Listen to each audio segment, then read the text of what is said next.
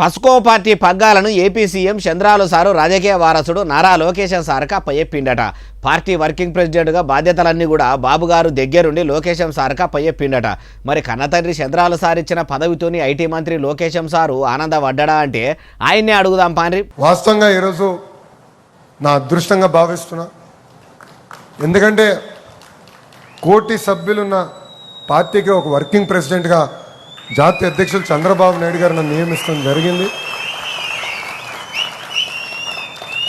ఇనరా ఏమంటుండో ఇంకా మస్తుగానే అన్నాడు. మొత్తం ముచ్చటిరుండ్రి. బాధ్యత అంటారా భారం అంటారా నాకు తెలియదు.